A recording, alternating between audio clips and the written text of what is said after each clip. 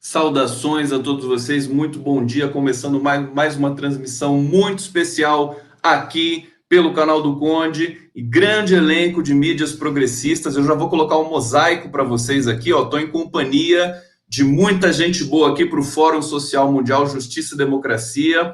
Eu vou cantando os nomes aqui, vocês vão acenando para o público. Vanessa Patriota, tá aqui, Simone Castro, tudo bem? Alessandra Queiroga, Isadora Brito, tudo bom? Saudações, bom dia, Valdete Souto, Vitalina Papadax, diretamente de Moçambique, Carolina Torrá, do Chile, Hamuda Sobri, de Casablanca, em Marrocos, e Boaventura Souza Santos, de Lisboa, Portugal. Tudo bom, Boaventura? Vamos lá, deixa eu fazer a apresentação para vocês. Todos vão falar aqui hoje. Hoje é o lançamento da carta convite do Fórum Social Mundial. Nós estamos em rede, eu quero saudar o DCM, quero saudar o GGN, que está retransmitindo esta live, Grupo Prerrogativas, TV Resistência Contemporânea, Rede Brasil, Instituto Declatra, O Direito Achado na Rua, TV Cotters, Circuito Alternativo, transmissão aqui ampla para que nós possamos receber essa carta convite do Fórum Social Mundial Justiça e Democracia 2021, né? O fórum vai acontecer em setembro de 2021, teremos um seminário em dezembro. Aqui os nossos participantes vão explicar isso para vocês durante a live.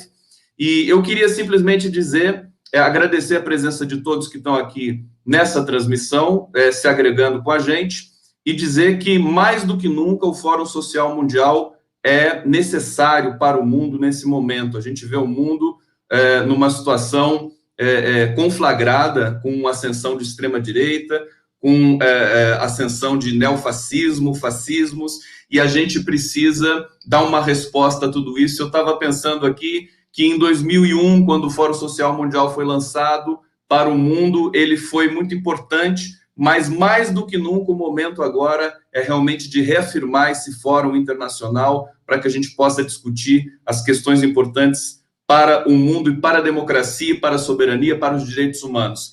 A gente vai começar aqui, deixa eu apresentar a primeira fala dessa transmissão, Vanessa Patriota, procuradora do Trabalho, fundadora e coordenadora nacional do Transforma MP, doutoranda em Direito do Trabalho e Teoria Social Crítica pela Universidade Federal de Pernambuco e mestre em Gestão de Políticas Públicas. Vou passar a palavra para a Vanessa Patriota e tenham todos um excelente lançamento de carta convite do Fórum Social Mundial. Vanessa, seja muito bem-vinda, a palavra é sua. Bom dia a todas e a todos que estão nos assistindo. É uma felicidade enorme estar aqui hoje representando o Transforma MP. O Transforma é uma associação formada por membros e membros de todos os ramos do Ministério Público, fundada em 2016, em função da crise democrática que se instaurou no país, e que tem por objetivo lançar um olhar crítico sobre a própria instituição Ministério Público, pautando-se sempre pela defesa dos direitos humanos e em permanente interlocução com a sociedade.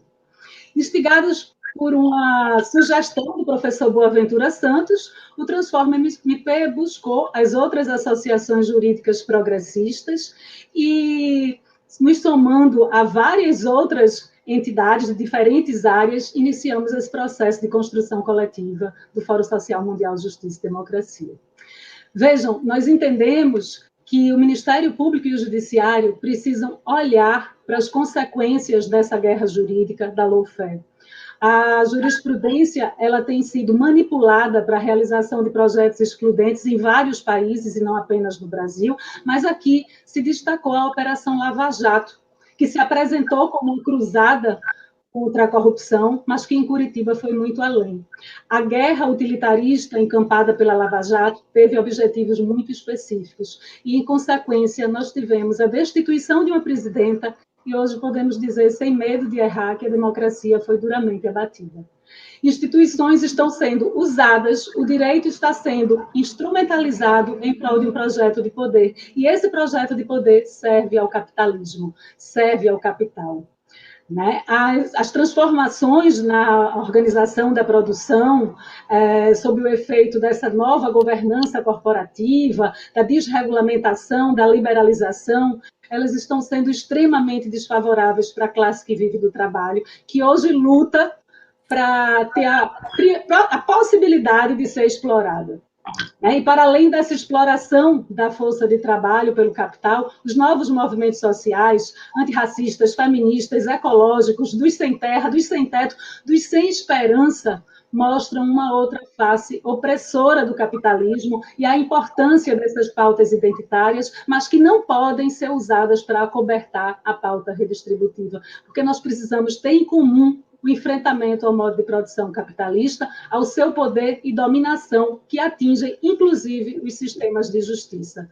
Nós precisamos mostrar a relação de tudo isso com o desmonte dos sistemas de saúde, educação, previdência, assistência públicos, né? Com as queimadas na Amazônia e a destruição dos ecossistemas do planeta, com a perseguição aos movimentos sociais, né? Nós, cidadãs e cidadãos do mundo, precisamos construir outro mundo.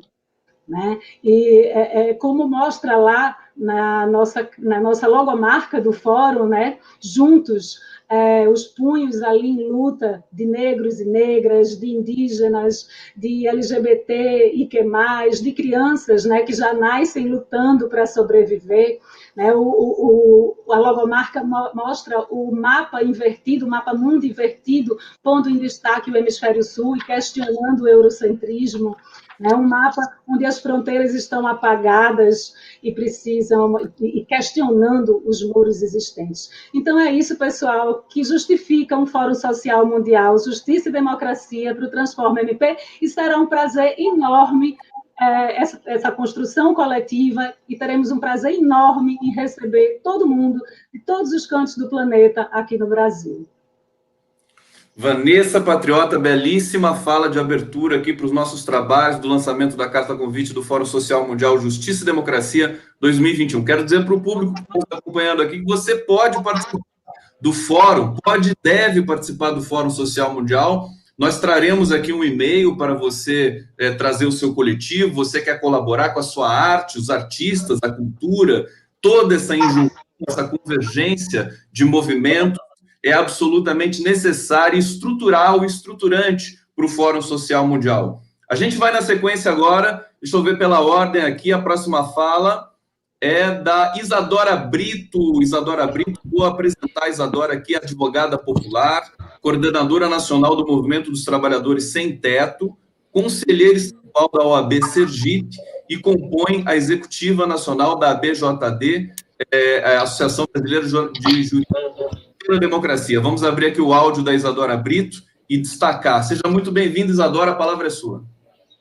Bom dia, Conde, todas e todos que nos assistem. Falo aqui em nome da ABJD, que junto com outras entidades e coletivos deram esse pontapé inicial, muito instigados pelo professor Boaventura.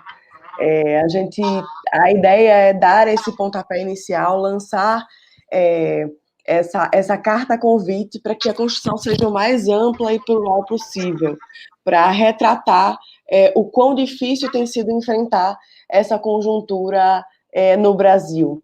A gente precisa debater essa angústia que é conviver em um país que sofre violações graves de direitos humanos todos os dias. Um país em que há o desmonte de toda a política pública que é tão necessária à população mais carente, à classe trabalhadora desse país. A gente precisa de um espaço para debater e denunciar a recorrente criminalização dos movimentos sociais, a criminalização da luta por direitos, os ataques às instituições democráticas que passaram a ser notícias diárias no nosso país. Então, o espaço para aglutinar todas essas entidades, coletivos, movimentos, toda a sociedade civil, para que a gente possa apontar saídas coletivas para isso. Saídas que sejam através da construção do poder popular, através da ouvida das populações quilombolas, dos movimentos sociais, dos coletivos de juristas, e nós da ABJD, que sempre apontamos desde lá 2018, da nossa fundação, apontamos que esse golpe que estava acontecendo iria gerar, sim, um desmonte do país, iria gerar um ataque à nossa democracia. A gente já denunciava muito antes de 2018, mas que a gente vem na luta por um outro sistema de justiça, um sistema de justiça que não seja excludente, que não favoreça aos privilegiados e que não seja usado para todo esse lawfare, né? Então, a gente precisa estar na construção do Fórum Social Temático, Justiça e Democracia, porque é isso que a gente defende a longa data, e é isso, não dá mais para a gente conviver com todo esse desmonte, com a banalização da exploração do trabalho, com o desmonte das políticas de proteção ao meio ambiente. Tudo isso passou a ser uma rotina para nós. Então, a gente entende que esse espaço é muito importante para seguir caminhando na construção de um outro país, para que a gente seja um forte instrumento, o Fórum seja um forte instrumento para que a gente possa pensar como organizar e mobilizar coletivamente as pessoas nesse processo de resistência e de apontamento de saídas para a construção de uma sociedade antirracista e plural, e que a gente consiga construir um país menos desigual. Obrigado, Isadora Brito. Lembrando, né, que a gente está num momento de dor aqui em função do racismo que eclode de maneira muito violenta no Brasil, aqui manifestando nossa solidariedade à família do Beto Freitas, que foi assassinado numa das dependências do Carrefour em Porto Alegre. Mais uma vez aqui emprestando a solidariedade, enfim, para todo o povo negro desse país, que sofre muito com o racismo. Eu quero dizer aqui para vocês, rapidamente, processo do Fórum Social Mundial, Justiça e Democracia, resulta da união de várias entidades progressistas formadas por integrantes do sistema de justiça, os coletivos Transforma MP, Associação Brasileira dos Juristas pela Democracia, Associação Juízes para a Democracia, Associação Advogadas e Advogados Públicos para a Democracia, Coletivo Defensoras e Defensores Públicos pela Democracia e Movimento Policiais Antifascismo, frente aos ataques ao Estado Democrático de Direito no Brasil, na América Latina e em outras partes do mundo, sentiram a necessidade de somar esforços para criar iniciativas conjuntas na resistência. A gente vai aqui pela ordem. Simone Castro. Simone Castro é procuradora da Fazenda Nacional, mestre em Direito do Estado pela PUC, doutoranda em Direito Público pela Universidade de Coimbra. É associada da APD, Advogadas e Advogados Públicos para a Democracia. Simone, cadê você? Pode abrir o seu áudio, dando destaque aqui para a sua imagem. Está com você a palavra. Seja muito bem-vinda. Obrigada. Olá a todas e a todos. Nós da APD estamos muito honrados por participar com vocês do lançamento dessa carta-convite para a preparação desse Fórum Social Mundial, Justiça e Democracia. A APD também é um coletivo recente, constituído por advogadas e advogados públicos progressistas, e que também surgiu de nossa percepção de que a luta contra o autoritarismo, restrições a direitos, não dava para ocorrer de forma isolada, né? Assim como hoje diversos coletivos, movimentos populares, movimentos sociais perceberam a necessidade de uma organização mundial de resistência, que é o que a gente começa a construir a partir de hoje, né? As violações à democracia, aos direitos sociais, elas no Brasil têm se estendido desde o golpe, têm se intensificado, e eu aponto que a bola da vez agora são as reformas da Previdência e a reforma tributária, né?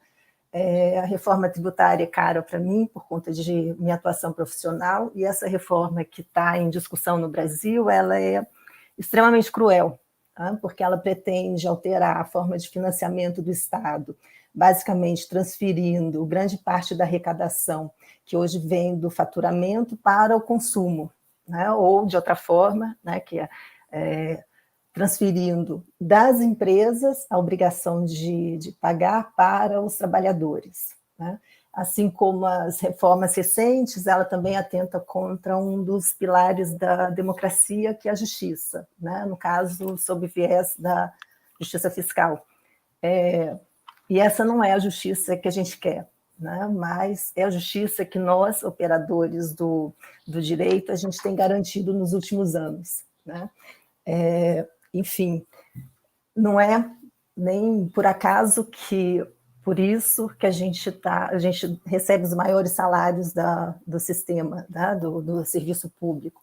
Por isso é tão importante a gente discutir democracia e justiça, né? E esse será um espaço para a gente pensar juntos essa forma de resistir ao avanço antidemocrático. E não só, né? A gente objetiva também apresentar propostas para a gente sair disso, de onde a gente... desse buraco, né? Falando mais claramente. Bom, enfim, a disposição gana de todos nos dá a esperança de que é possível a gente construir um mundo melhor, né? Então é isso, bem-vindos a todos a essa luta, que é uma luta conjunta mundial. Simone Castro, muito obrigado. Eu quero destacar aqui a felicidade que é participar de um coletivo que tem a presença feminina assim demarcada e marcada. É muito bacana, vocês fazem um trabalho espetacular, esses coletivos enfim, que foram criados a partir do momento em que o Brasil foi sendo atacado, a partir da democracia brasileira sendo atacada, e nesse momento sendo atacado. Eu quero dizer que o público aqui, o chat, o bate-papo está interagindo muito, já estão trazendo notícias aqui do mundo todo, eles são muito interativos, estão curtindo essa transmissão, esse lançamento da Carta Convite do Fórum Social Mundial Justiça e Democracia. A gente vai pela sequência, pela ordem, para Valdete Souto. Antes de passar para Valdete, eu quero dizer que nós temos aqui os convidados, a honra de ter os convidados internacionais. Vitalina Papadakis está aqui, diretamente de Moçambique, Carolina Torrado, Chile, Hamouda Soubry, que está em Marrocos, e o Boaventura de Souza Santos, de Portugal. Daqui a pouco eles terão as falas aqui, que serão falas mais longas, e vocês vão poder degustar, enfim, uma reflexão, uma visão bastante atual e ativista e ativa sobre os problemas que estão ocorrendo no mundo, nesse mundo de hoje. Valdete Souto, pode abrir seu microfone, vou passar para você e te apresentar aqui. Valdete Souto Severo é doutor em Direito do Trabalho pela USP, pós-doutoranda em Ciências Políticas na Universidade Federal do Rio Grande do Sul, coordenadora do Grupo de Pesquisa em Trabalho e Capital da Universidade Federal do Rio Grande do Sul, professora, juíza do trabalho do Tribunal Regional do Trabalho 4, TRT 4, e presidenta da AJD. Valdete, seja muito bem-vinda. Obrigada, Gustavo. Bom dia a todas e todos que estão nos assistindo. É com muita honra que eu ocupo esse espaço em nome da AJD, que é a Associação Juízes para a Democracia, uma entidade formada por juízas e juízes das 3 esferas do Poder Judiciário e de todo o país, fundada em 91, portanto, bem no momento de abertura democrática, e que participou desde o início das reuniões que deram origem a essa ideia do fórum. E eu lembro que na primeira reunião éramos apenas mulheres, motivadas pela certeza de que há alguma coisa muito errada nas nossas instituições. Em plena pandemia, a gente vê acontecer ordens de despejo, autorização para redução de salário, estímulo à terceirização, colocação de pessoas presas em containers, destruição deliberada da natureza e uma absoluta inércia dessas instituições diante de um governo que cotidianamente desrespeita, de modo simbólico e concreto, a ordem constitucional instituída em 88. A ideia do fórum ganhou corpo e a realidade, cada vez mais crua, exige que a gente faça essa reflexão. Eu estou aqui, na verdade, um tanto constrangida, porque essa semana 2 fatos marcaram de forma muito emblemática e simbólica o que está acontecendo no Brasil e que também acontece em outros países da América Latina. Nós tivemos uma vereadora, mulher negra, eleita em Joinville, que sofreu ofensas e, inclusive, ameaças de morte depois da eleição municipal ocorrida nos últimos dias, e essa semana o espancamento até a morte do João Alberto, um homem negro que simplesmente tinha ido a um supermercado na minha cidade, em Porto Alegre. A dor que consome quem tem um mínimo de empatia e de humanidade diante do fato de que essa morte por espancamento do João Alberto foi, inclusive, filmada por uma mulher que não se preocupou em acudir a vítima, mas apenas em registrar o fato, só não é maior do que a indignação e a vontade de seguir lutando contra esse estado de coisas. O João Alberto é só mais um. Apenas nos últimos anos, até setembro de 2020, de acordo com números oficiais, que a gente sabe que não refletem a realidade, 6.082 pessoas foram mortas pela polícia no Brasil. Além delas, várias crianças, todas negras e pobres, foram vítimas de balas perdidas. A Kathleen, a Jennifer, o Cauã Peixoto, o Cauã Rosário, Cauê dos Santos, Ágata, Ana Carolina, Leônidas, Ítalo, Cauã Vitor da Silva, Rayane, João Pedro, Tiffany, Maria Alice, todos vítimas das nossas escolhas políticas. Há uma estrutura social adoecida e a gente sabe que as nossas instituições fazem parte disso. Então, pensá-las a partir de um parâmetro de democracia radical e com uma perspectiva, inclusive, da necessidade urgente de superarmos esse sistema perverso que escolhe quais corpos podem sobreviver e quais devem morrer, é urgente. E a gente sabe que essa realidade se repete em outros países da América. Esses fatos não são isolados e nem são resultados de uma subjetividade perversa, ao contrário. Eles são frutos de um Estado que, no caso do Brasil, tem um governo que reproduz o discurso da violência e de hostilidade aos direitos sociais contra a população originária, negra e pobre. São frutos de um sistema de justiça em que nas prisões, como diz aquela música do Caetano Veloso, são todos pretos ou quase pretos, ou quase brancos, quase pretos de tão pobres. E pobres são como pretos. E ele ainda conclui dizendo, todos sabem como se tratam os pretos. Nós sabemos, e João Alberto é um exemplo disso. Esse sistema que terceiriza, que em plena pandemia, com mais de 6 milhões de pessoas infectadas, com mais de 170 mil pessoas mortas em razão desse flagelo que é a Covid-19, em que se permite redução de salário, mesmo sabendo que o salário é condição de subsistência para as pessoas, um país de mulheres, de maioria de pessoas negras, de indígenas, mas as pessoas que estão nos postos de poder, nos 3 poderes de Estado, são, em sua grande maioria, homens brancos. Essa é a realidade em que nós precisamos repensar o sistema de justiça como uma tarefa urgente e necessária. Por isso, a JD está presente na construção e na execução desse momento histórico, esperando que, com o Fórum Social Mundial, se inaugure um tempo de mudanças em que seja possível pensar uma realidade com a qual o Brasil, na verdade, nunca conviveu. Uma realidade de efetivo respeito à diversidade, de distribuição verdadeira das nossas riquezas e de respeito às vidas de todos os seres que habitam o nosso planeta. Obrigada, Gustavo, e eu espero que esse fórum seja realmente um sucesso.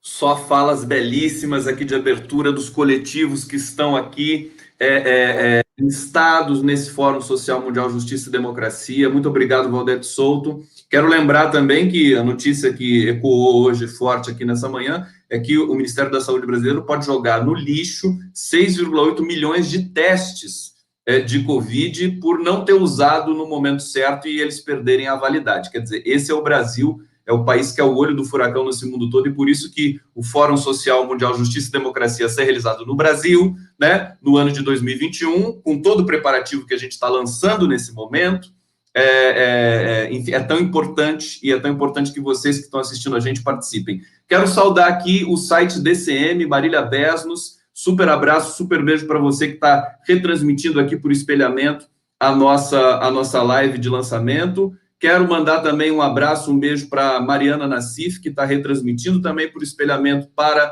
o portal GGN, para o canal GGN. Um abraço para o Luiz Nassif, para a Lourdes, para todo mundo.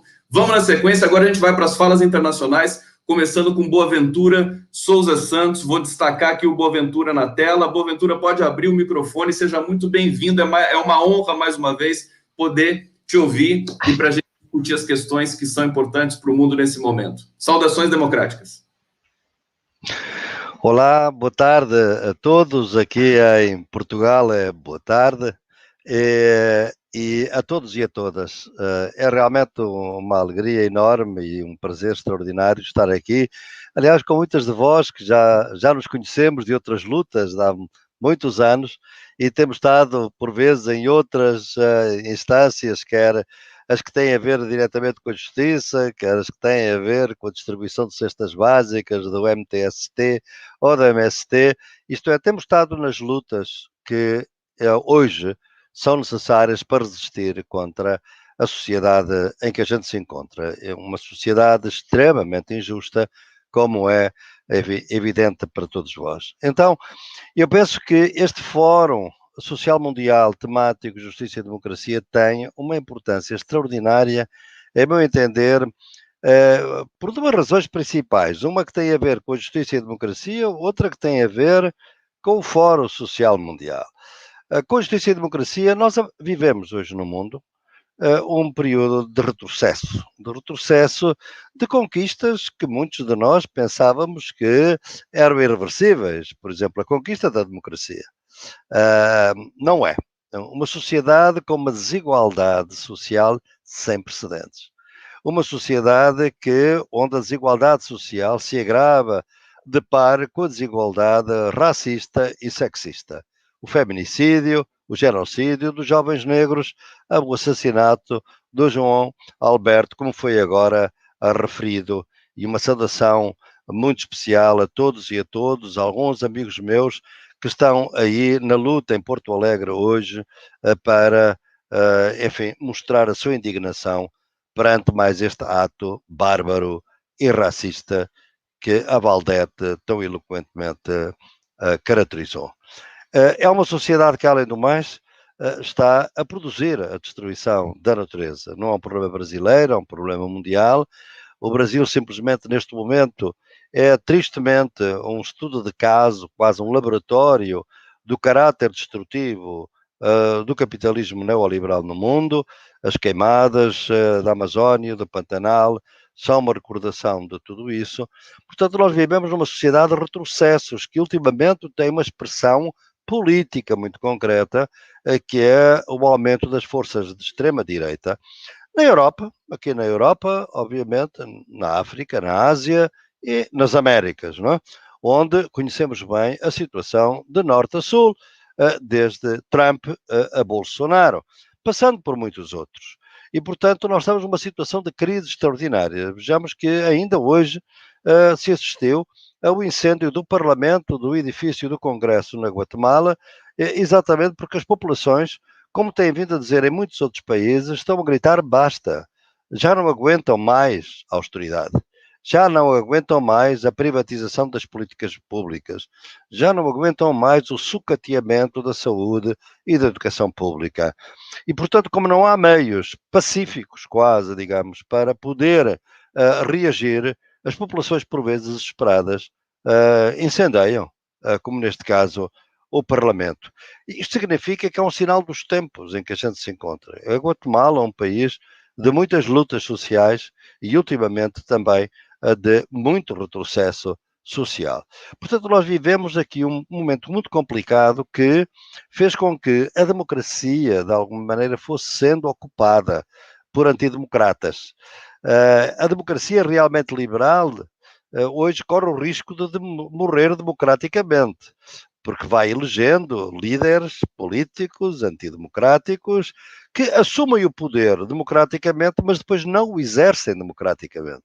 Exercem-no de uma maneira autoritária, de uma maneira fascista, com uma concentração extraordinária de poder, com um desrespeito total pelas leis e pela justiça e pelas instituições. O Brasil, de novo, é um caso, mas não é o único caso. Olhemos o que está a passar na Índia, que tal e qual como no Brasil há uma redução dos salários, a Índia acaba de promulgar as leis que reduzem os direitos dos trabalhadores em plena pandemia, e isto ocorre no Congresso da Índia sem sequer ter havido nenhuma discussão. Portanto, isto é um sinal dos tempos. Este desgaste da democracia começou por ser mais evidente num sistema democrático em si mesmo, digamos, ao nível das instituições mais diretamente dependentes do voto democrático, nomeadamente ao nível do legislativo e do executivo. Mas não parou aí. Nós vimos que, com o tempo, foi o próprio sistema judiciário, que de alguma maneira é o sistema que está, na maior parte dos países, imune, de alguma maneira, mais imune às pressões democráticas, porque em muitos países não são sequer eleitos os magistrados, embora em alguns o sejam, a tradição continental não é essa, e, portanto, o sistema judiciário, que nunca foi, obviamente, uma instituição muito progressista em geral, até pelo seu caráter reativo, era a instituição democrática, o órgão de soberania que menos se conhecia, não era realmente muito preponderante, zelava de alguma maneira pela manutenção de um sistema desigual e iníquo, mas alguma coisa alterou nos últimos tempos. É que este sistema judiciário, que afinal de contas era também ocupado por muito magistrado e muitas magistradas, que são exemplos notáveis, as mulheres e os homens que estão hoje aqui conosco, e sobretudo mulheres, porque elas estão a conduzir a transformação do mundo ao nível político, ao nível social, ao nível jurídico. Nós vimos que esses homens e as mulheres não se identificavam com o que as instituições estavam a fazer e estão a fazer. O sistema judiciário foi sendo ocupado, foi sendo manipulado em muitos países.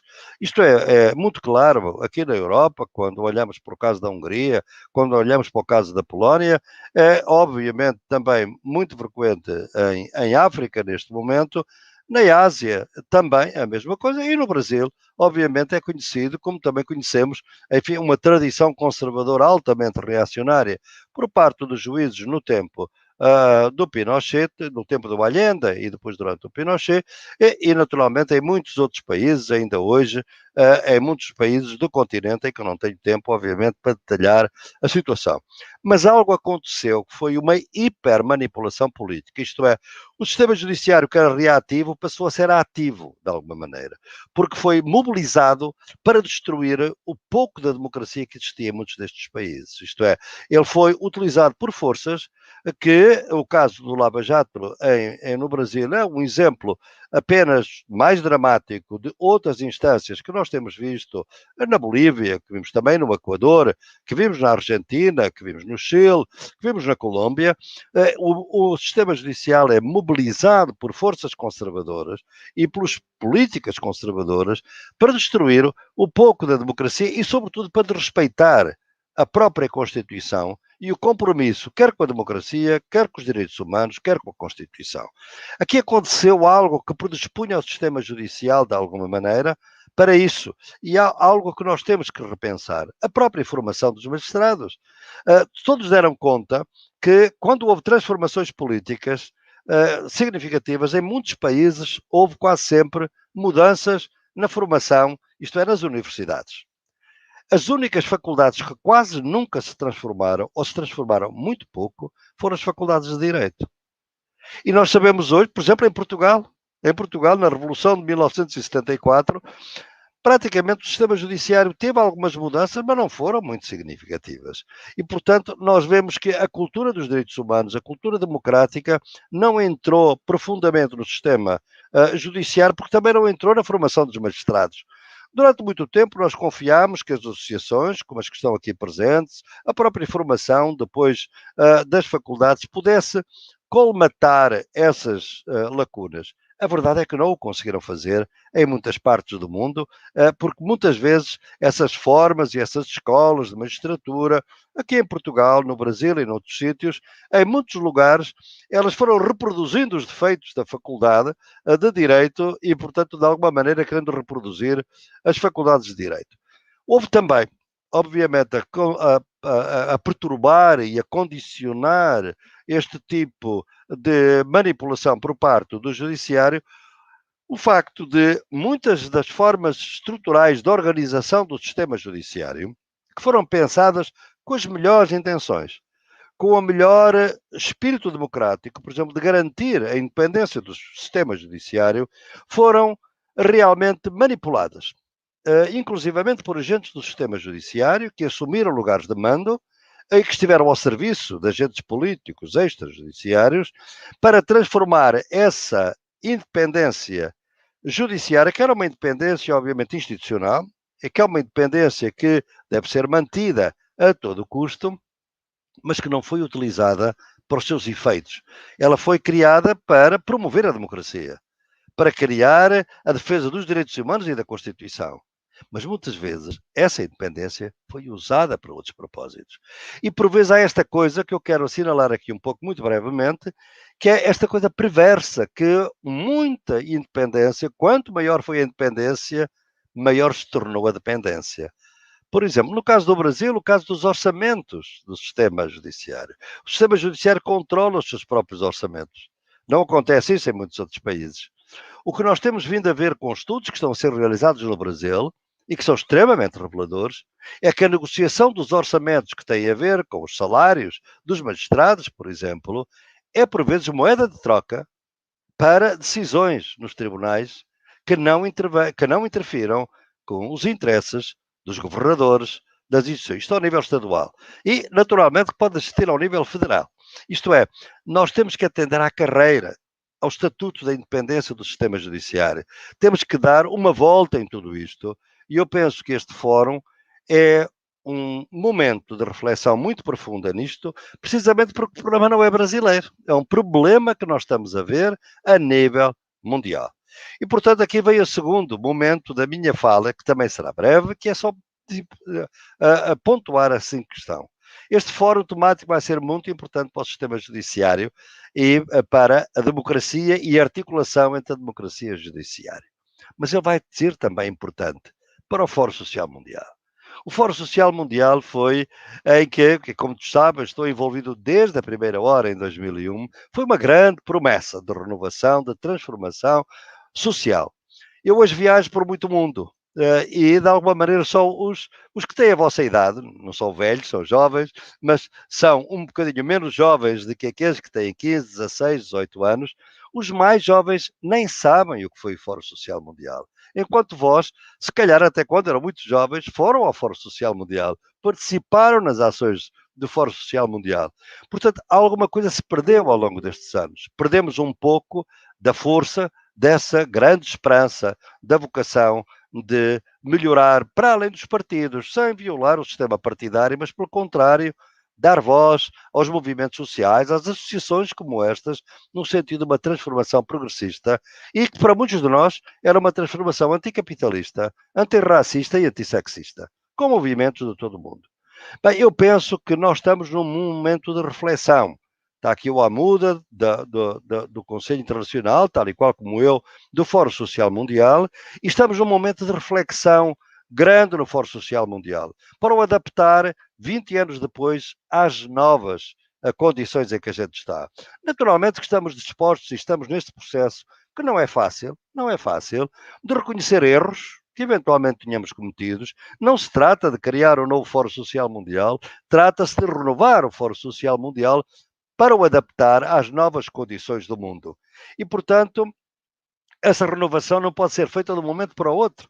Ela tem que ser feita lentamente para que o Fórum Social Mundial possa ser um sujeito político, certamente plural, mas de âmbito global, onde as pessoas possam voltar a pensar que ir ao Fórum, participar do Fórum Social Mundial é útil, traz vantagens para as lutas sociais, pode levar a que certas lutas e certas declarações e certas posições possam ser tomadas a nível mundial e tenham voz mundial.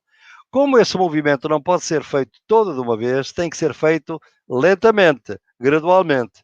E eu penso que este fórum temático da Justiça e Democracia vai ser um contributo extraordinário para essa renovação do fórum.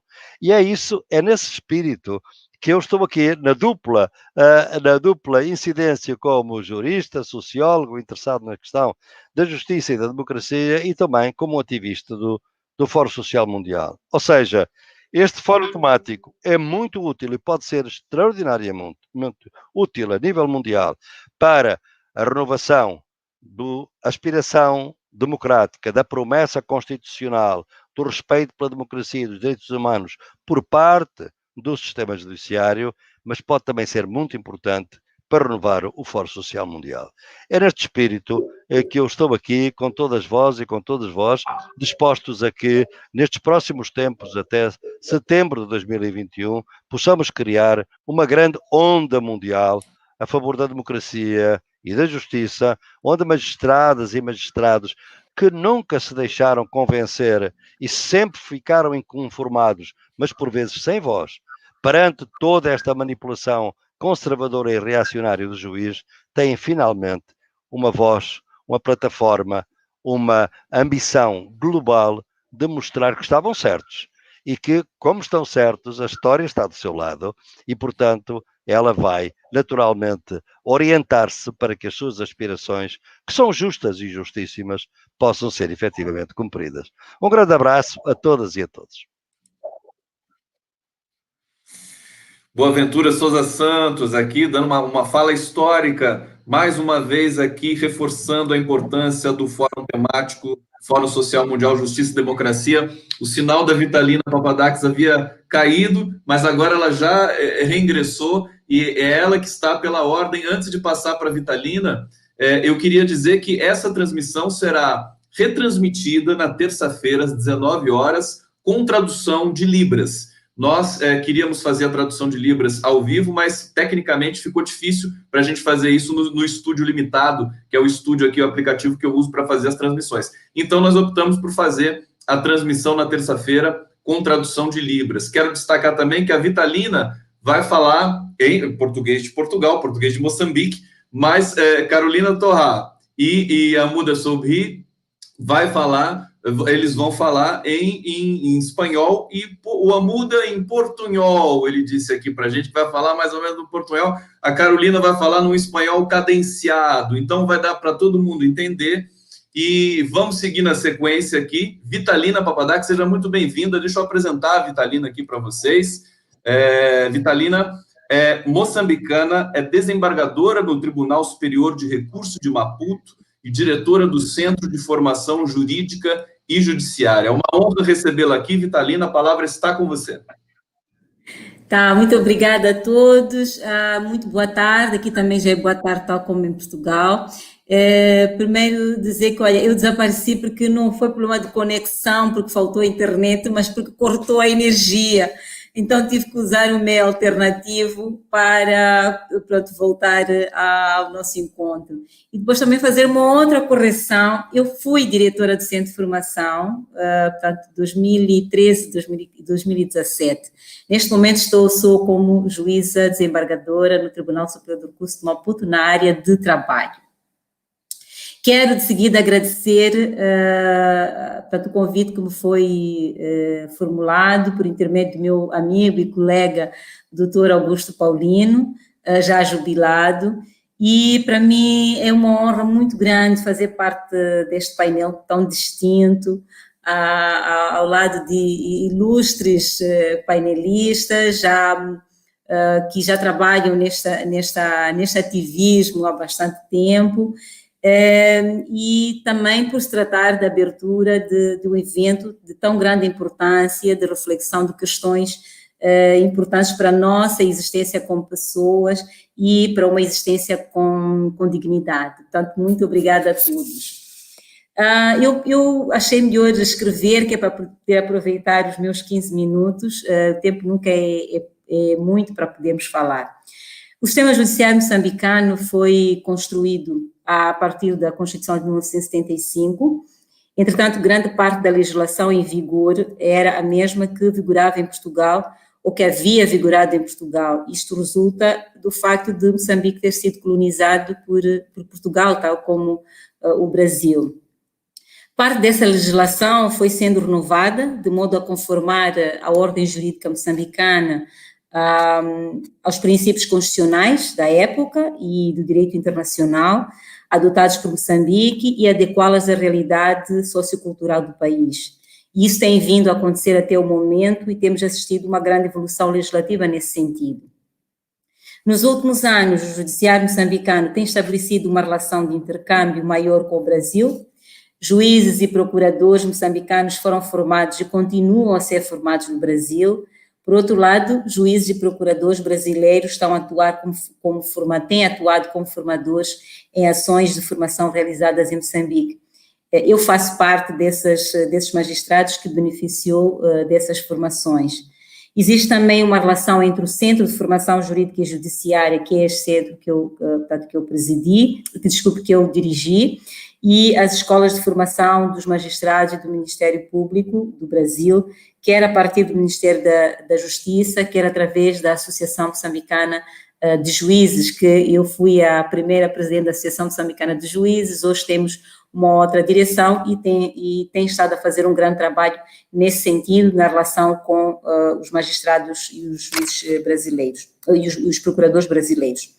Foi nesse contexto que passamos a ter acesso à realidade da justiça brasileira, quer através daquelas formações, quer através da produção bibliográfica, bem como da informação que nos é trazida pelos noticiários televisivos. Também aqui a deixar um aspecto importante, um evento importante que era organizado pelo Conectas, o colóquio internacional, que eu também tive o prazer de participar em São Paulo. A leitura que posso fazer da justiça brasileira, entre ontem e hoje, é que ela continua sendo uma justiça que acarreta desafios do ponto de vista de abrangência e de confiança. Para além dela ser pouco acessível à grande maioria da sua população, uma parte considerável também a considera pouco justa, pressupondo-se que ela serve os interesses das classes dominantes. O desencanto do cidadão brasileiro com a justiça aumentou. Passaram-se muitos anos, principalmente desde a Constituição de 1988, mas parece que o cenário não melhorou muito. Em 1988, os brasileiros decidiram romper com uma época sombria da sua história recente, marcada por um regime autoritário, e construir um Estado democrático, que, tal como foi escrito no preâmbulo da Constituição, destinado a assegurar o exercício dos direitos sociais e individuais, a liberdade, a segurança, o bem-estar, o desenvolvimento, a igualdade e a justiça como valores supremos de uma sociedade fraterna, pluralista e sem preconceitos, fundada na harmonia social e comprometida na ordem interna e internacional com a solução pacífica das controvérsias. É uma Constituição perfeita. Apesar de ter uma Constituição que reformula os princípios fundamentais do Estado, a sua organização e os poderes do Estado, e consagra direitos e garantias fundamentais dos cidadãos, sabemos que o Brasil ainda se debate com questões relacionadas com a efetivação do estabelecimento da relação entre democracia, justiça e cidadania. Os mecanismos que eu acima me referi sobre a percepção que temos indicam que prevalecem, em grande medida, desigualdades de natureza estrutural e conjuntural de género, racial, social e econômica, e aqui foi bem referido o assassinato e as ameaças que ocorreram no âmbito das eleições. Casos de racismo, violência contra a mulher e a pessoa idosa, contra crianças e adolescentes, violação dos direitos dos povos indígenas através da apropriação das suas terras e da agressão ao meio ambiente, problemas relacionados com o acesso à terra, à saúde, à educação, ao mercado de trabalho, à habitação, entre outros, são bastante recorrentes nos órgãos de comunicação e nas redes sociais. Hoje, com as redes sociais, temos muito mais acesso ainda à informação sobre o Brasil. Para nós tem pouca ou fraca visibilidade do ponto de vista de ação da justiça. Não obstante a fraca confiança dos cidadãos nos tribunais, estes continuam a recorrer aos tribunais como última instância na resolução dos conflitos, o que é bom, de certa forma, para evitar as situações de justiça pelas próprias mãos. Correm-nos igualmente notícias da relação entre a justiça e o poder político, onde se verificam profundas ambiguidades na sua atuação, deixando antever as suas limitações do ponto de vista de isenção e de imparcialidade. Situações de corrupção, tráfico de drogas e de crimes financeiros recentemente reportadas demonstraram uma sociedade bastante polarizada em relação à atuação da justiça. A atuação do judiciário neste aspecto constitui um paradigma a partir do qual se pode tirar importantes lições da relação entre a justiça e o poder político, justiça e cidadania e da justiça e democracia, cujos resultados podem impactar na nossa forma de atuar. Mas talvez o mais importante disso seja saber quais as possibilidades e os limites para a construção da democracia e do Estado de Direito. Como garantir a manutenção e ou o restabelecimento da democracia e do Estado de Direito, e da confiança da justiça. Será ela uma instituição de defesa dos interesses do status quo ou estará ela, de facto, ao serviço da construção da cidadania?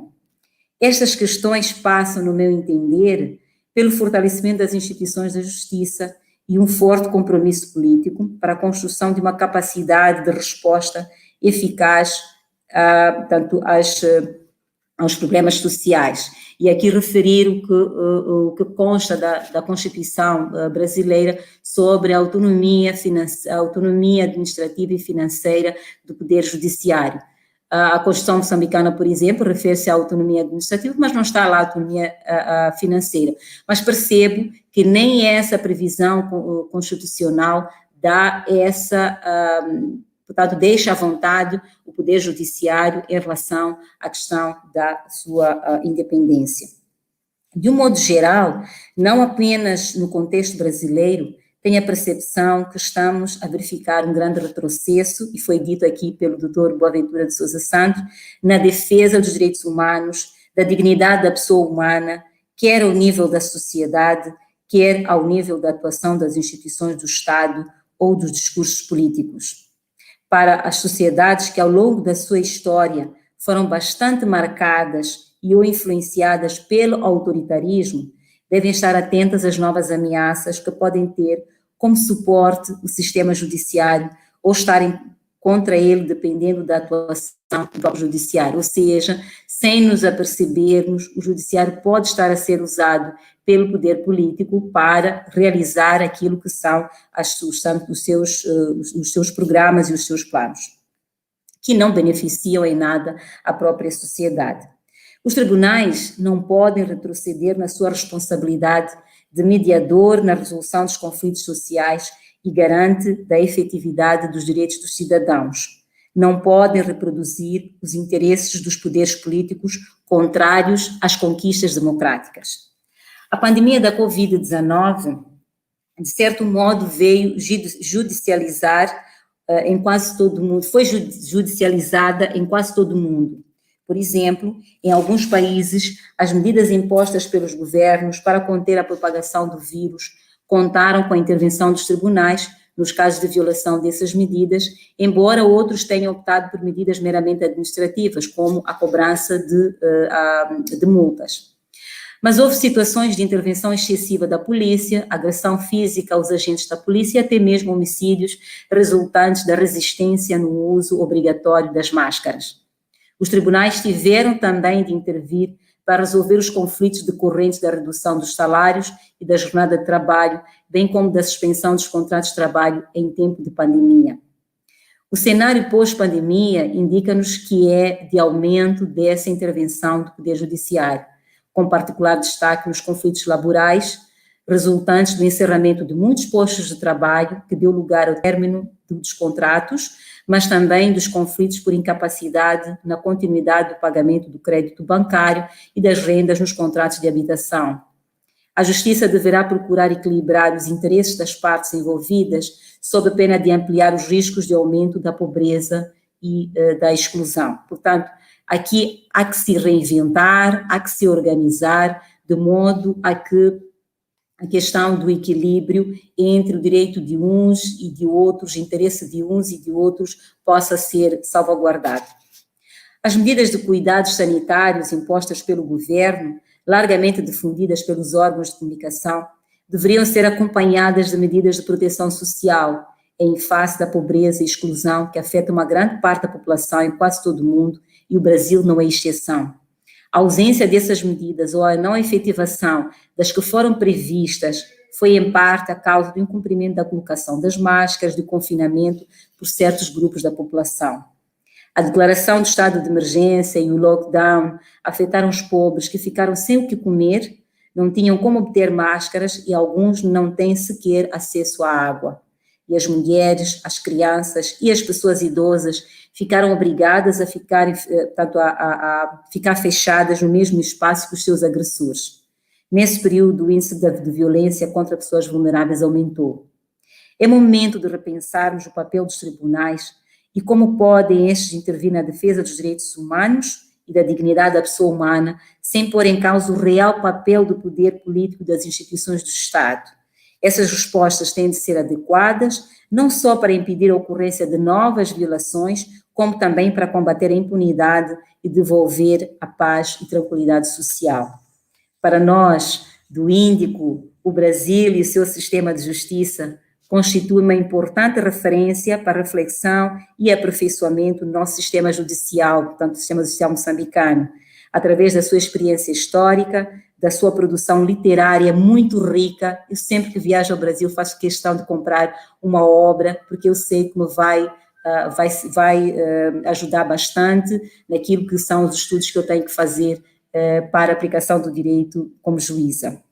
E da sua capacidade de intervenção na proteção dos direitos difusos e do enfrentamento no combate à criminalidade, em particular a corrupção, o tráfico de drogas e os crimes financeiros. Para terminar, dizer que é nossa convicção de que o compromisso político constitui ferramenta indispensável para a construção e consolidação do sistema judiciário, essencial para a consolidação das nossas democracias emergentes. Muito obrigada pela oportunidade. Vitalina Papadax, olha só, recebendo aplausos aqui de todo o coletivo, de todos os intelectuais presentes. Boaventura, o português de Moçambique é tão bonito, Boaventura. Que coisa linda, língua portuguesa. Boaventura, tem que ligar seu microfone. Eu acho que o português em geral é bonito, seja brasileiro, seja Portugal, Moçambique, não é bonito, é uma língua bonita, é uma língua de poetas. Uma língua de poetas, uma satisfação muito grande, muito delicada, maravilhosa mesmo a fala de Vitalina, quero agradecer mais uma vez. A gente vai na sequência, eu quero dizer para todo o público que está nos acompanhando aqui, que a Alessandra Queiroga, no final, no último bloco desta live, vai dar todas as informações para quem quiser ingressar no Fórum Social Mundial Temático Justiça e Democracia, e é uma fala muito importante e a gente está aguardando com expectativa. Agora vamos para Hamouda Sobhi, que está em Casablanca, no Marrocos. Pode ligar seu microfone, não sei se sou eu. É o próprio Hamouda que liga o microfone, e vamos para a fala de mais um integrante aqui do Fórum Social Mundial. Deixa eu trazer aqui a descrição do Hamouda Sobhi, marroquino, sociólogo, ex-preso político,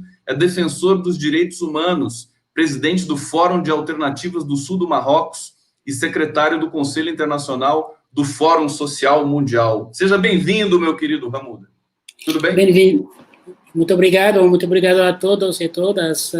Estou muito feliz para estar contigo en este momento muy importante, mas no puede hablar mi intervención sin recordar el asesinato de João Alberto Beto.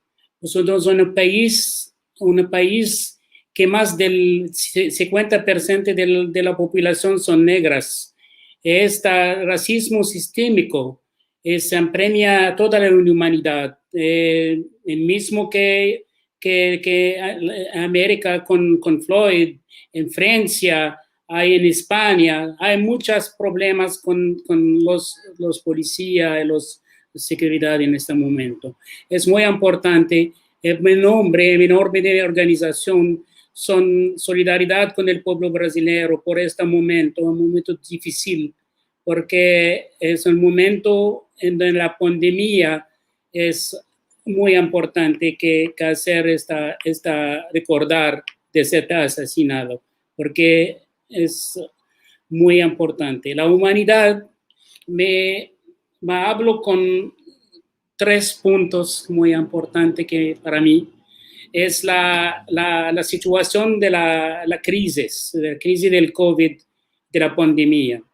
Es muy importante porque hablando de la democracia y la justicia en todos los países del mundo, en África el mismo, es una manera una crisis más grave que cierta de la historia reciente que viven ahora. La globalización actual de la pandemia permitido excediendo los países, incluso la población que están en la zona muy difícil para vivir, esta pandemia crear una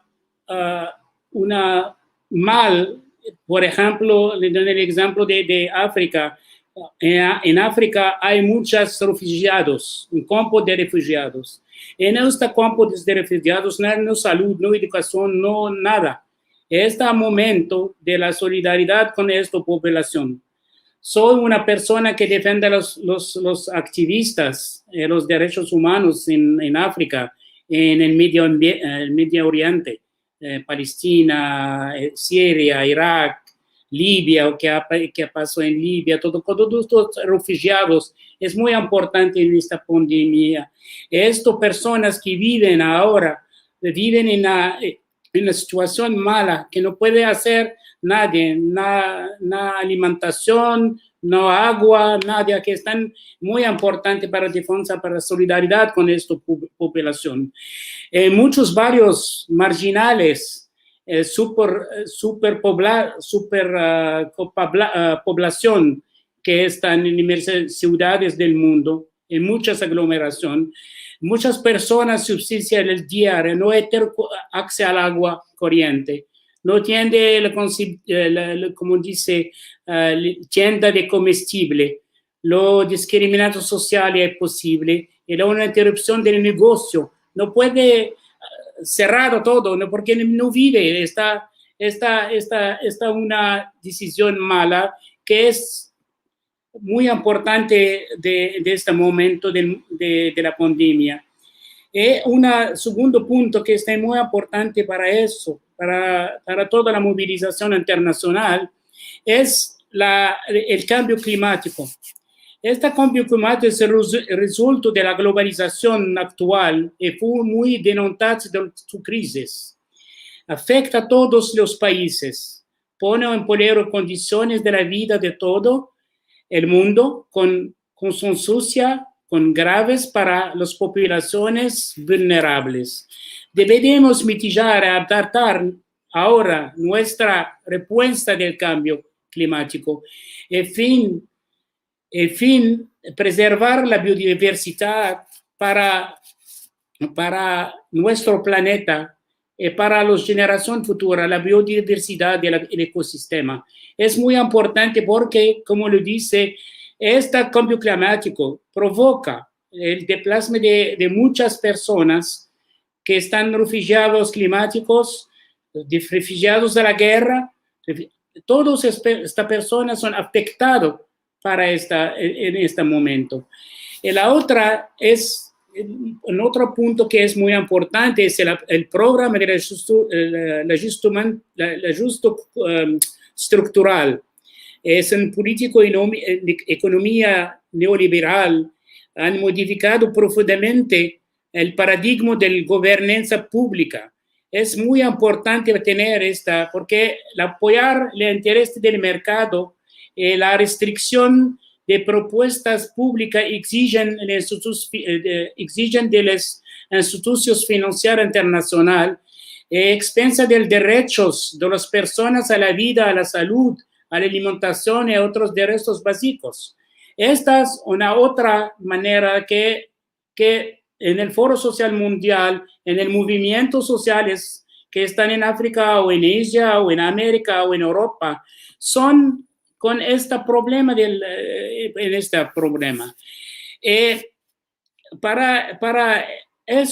para nuestro movimiento en África, hemos tenido en varios países la regresión de la democracia para controlar el flujo de la información, la restricción de la libertad de expresión, la libertad de la prensa, el contexto actual reduce del espacio de ciudadanos. Otra, hay muchos arrestos, detenciones, persecuciones de opositores políticos, periodistas, médicos, trabajadores de la salud, activistas y otras personas, difusiones de noticias falsas. Esta, como dice, la presenta que por qué están los arrestados, por qué tienen noticias falsas, porque denuncia los estados, los gobiernos. La otra es el control cibernético agresivo y mayor vigilancia en línea. Hay muchas arrestaciones. Por ejemplo, en Marruecos, en 3 de marzo a allá, 10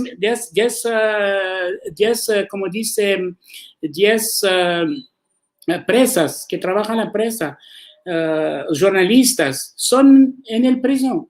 ¿Por qué decidir de que son novelas que sean diferentes del gobierno? Esta es una de problemáticas que están. La otra que es la apropiación ilegal. Hay muchos países, que lo dice Valinta, muchos países que están la apropiación ilegal de la tierra, incluso áreas natural protege, ocupación extranjera, la intervención militar ilegal.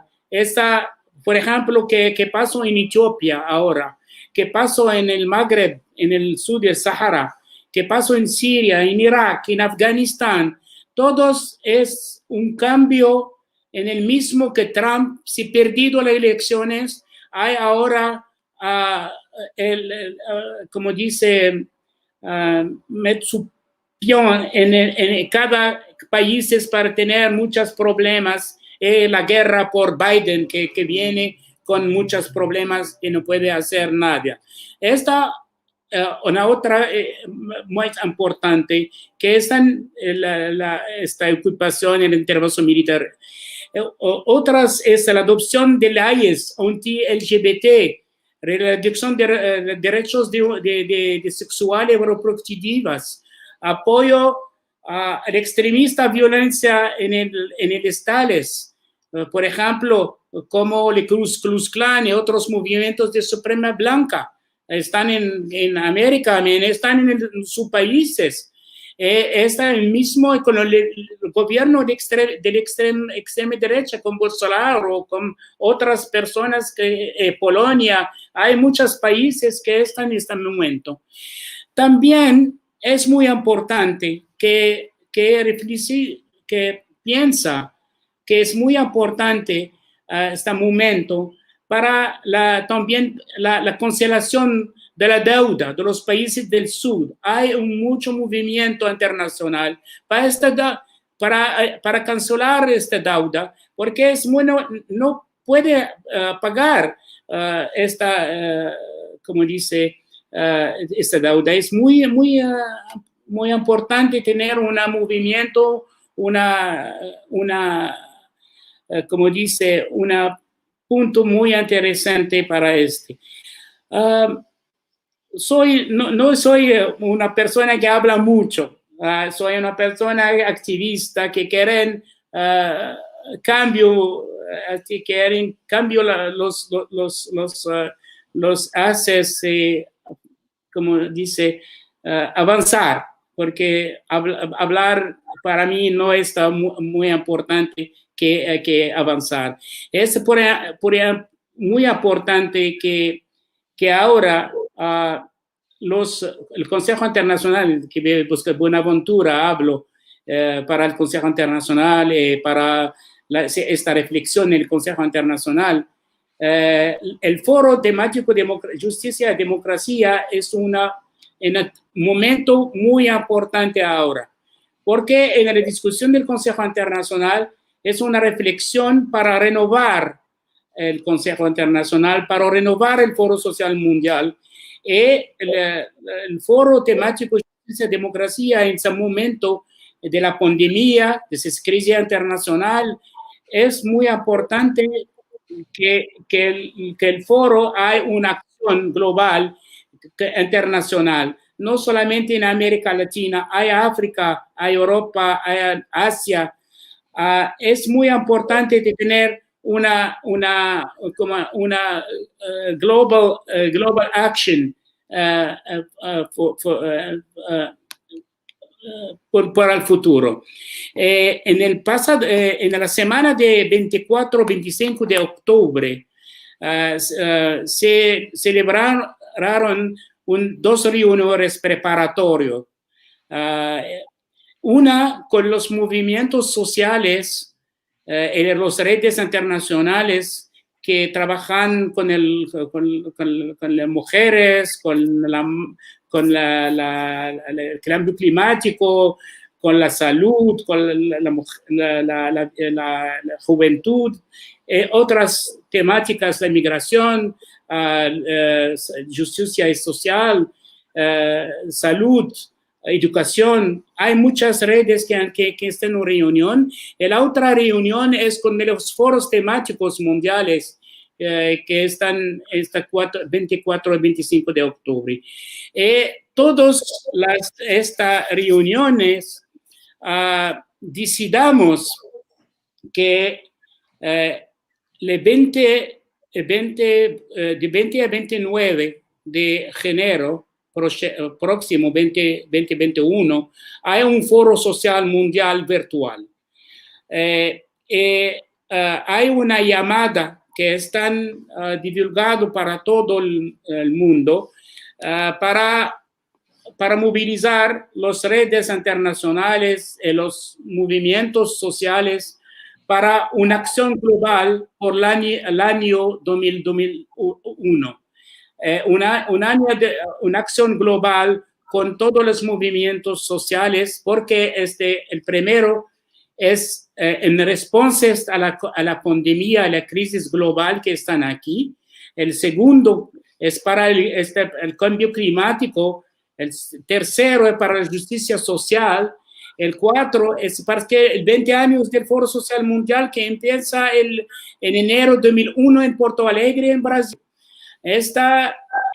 Todos queremos que el año próximo sea un área de acción global desde el final de la post-pandemia en México por el Foro Social, more presencia en 21, el final de 21 o como dice, en el principio de 22. Invitamos a todas las personas que están allá para construir con nosotros el próximo Foro Social Mundial. Es muy importante que todos y todas pueden, como dice en francés, mettre la main à la pâte. Entonces, como construir una pan, todo el mundo trabaja para construir un pan. Muchas gracias.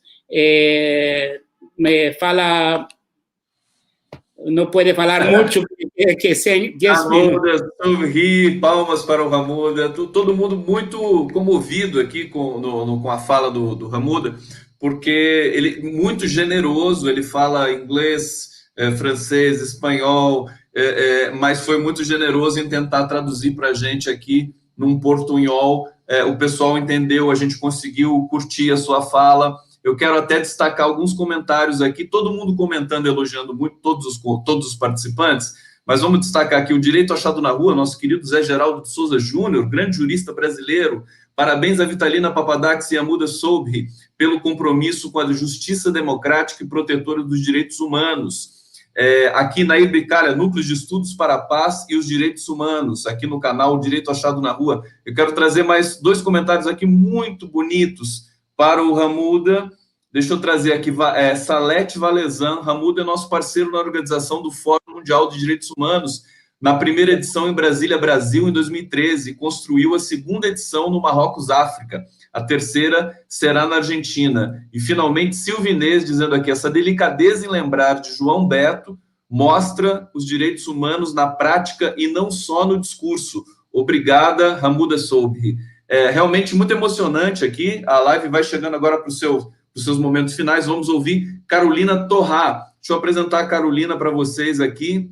Carolina, chilena, cientista política, advogada, ex-prefeita de Santiago e foi vice-ministra da Secretaria-Geral do governo Ricardo Lagos. Carolina Torrá, seja muito bem-vinda. Estamos todos aqui ansiosos para ouvi-la falar. A palavra é sua. Você já disse que ia falar num espanhol cadenciado. E para que todo mundo possa entender também muito generosamente como só ia acontecer aqui em todos os fóruns que tem a ver com essa luta pela democracia internacional. Obrigado, Carolina, seja bem-vinda, a palavra é sua. Muchas gracias, muy buenos días. Quisiera poderles ofrecer un portuñol, pero solo puedo ofrecerles un español lento. Quiero partir aclarando que yo estudié Derecho, pero no soy realmente abogada, ¿no? Nunca me titulé de abogada, soy cientista política, pero con una formación jurídica.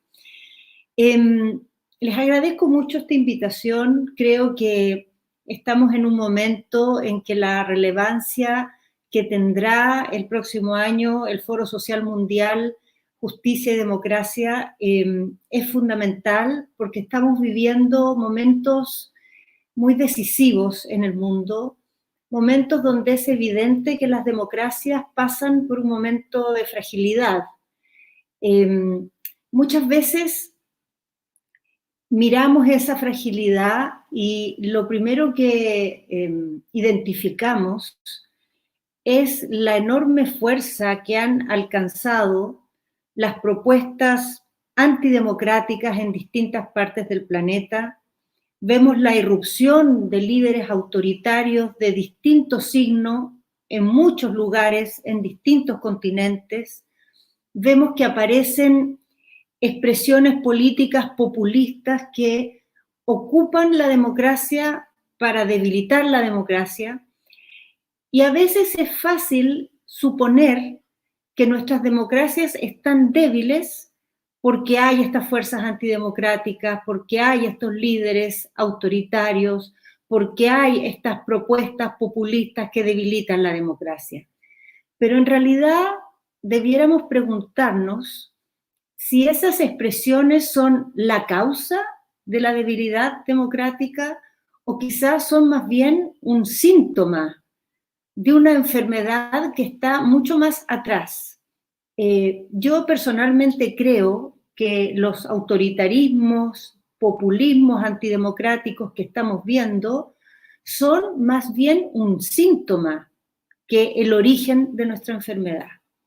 El origen de nuestra enfermedad tiene que ver con una insatisfacción ciudadana con las instituciones democráticas, una percepción de que estas instituciones no son suficientes para lograr justicia en la sociedad, que no logran proteger a las personas de los abusos, no logran vencer las desigualdades que son presentes en todo el planeta y que en regiones como la nuestra, la región latinoamericana, son no solo presentes, sino son de los lugares donde las desigualdades son más agudas y más graves. Chile y su proceso del último tiempo es un buen ejemplo de esta realidad que estamos viviendo globalmente, pero antes de hablarles de Chile, quisiera tratar de explorar aquellas condiciones que se están repitiendo en distintas latitudes y que pienso son la causa de nuestra fragilidad democrática y de la irrupción tan poderosa de fuerzas autoritarias y antidemocráticas en distintas partes. Y quiero identificar tres factores, tres que se repiten en todos los lugares. El primero, muy importante en nuestra región especialmente, es que después de varias décadas de una globalización acelerada, especialmente lo que fue el superciclo de los commodities que trajo mucha prosperidad en nuestra región, tuvimos una serie de cambios que significaron una sensación de avance en nuestras sociedades. Una gran expansión económica, acceso al consumo para grupos que históricamente habían estado excluidos de él, mejoramiento de muchos indicadores sociales relevantes en materia de pobreza, de educación, de salud, de empleo. Pero al final de ese ciclo, y a pesar de todos esos avances, la sensación general es de una promesa incumplida de este progreso. Incumplida en muchos sentidos, especialmente porque a pesar de todos esos cambios, la desigualdad sigue siendo una realidad predominante. La percepción, la experiencia de vulnerabilidad de sectores que avanzaron económicamente sigue ahí presente, quizá con un nivel de ingresos más alto, pero con una fragilidad muy fuerte, con la sensación de que en cualquier momento se puede caer en un retroceso o en una precarización, la sensación de desprotección ante las inclemencias que la vida trae y tarde o temprano siempre llegan. Al mismo tiempo, creo que en todos nuestros países se percibe que hay privilegios sociales que resultan imbatibles a pesar de todos los cambios que hemos tenido. Privilegios que se traducen en abusos de poder, en distintas expresiones de corrupción que han llegado a ámbitos tan variados como la política, la empresa, la iglesia, las Fuerzas Armadas. Expresión que también se da en la experiencia que tienen las personas con la justicia, ¿no? Que es un tema que nos ocupa mucho en esta sesión, una justicia que no logra realmente estar a la altura de su promesa de ser igual para todos. Y esa experiencia en el caso chileno se traduce en una evaluación muy crítica. La justicia de las instituciones que tienen una percepción más negativa en la sociedad, a pesar de que la experiencia con la justicia ha tenido elementos ambivalentes. Por una parte, muchas experiencias que muestran que la justicia es mucho más dura con los pobres y los delitos que se asimilan a los pobres que con los poderosos y los delitos que suelen cometer esos grupos. Ahí hay una sensación de una gran disparidad.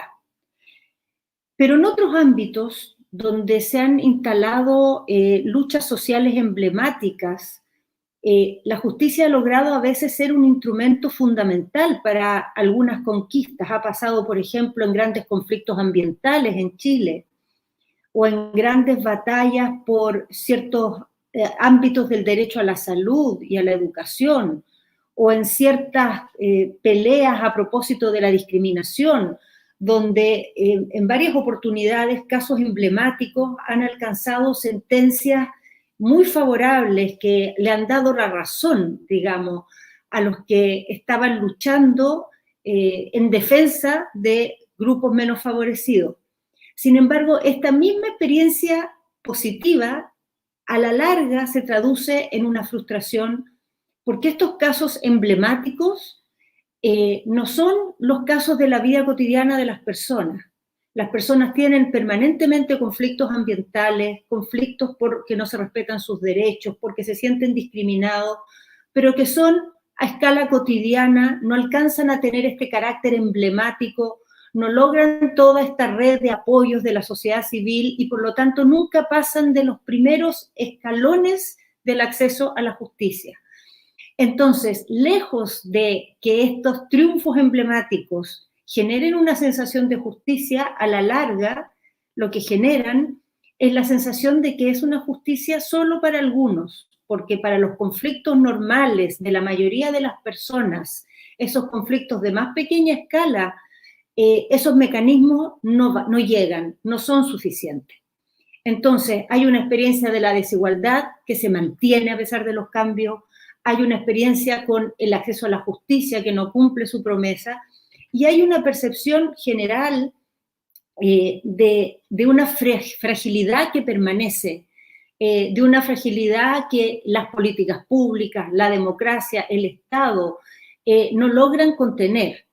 Eso en regiones como las nuestras, que son regiones en desarrollo, con altos niveles de desigualdad, es muy fuerte y ha sido histórica en nuestra trayectoria, pero incluso en países del norte global, los países más prósperos del planeta, los países teóricamente más desarrollados, la experiencia de los últimos años es de que por primera vez después de la Segunda Guerra Mundial, los sectores medios sienten que el futuro les trae más incertidumbre que seguridad.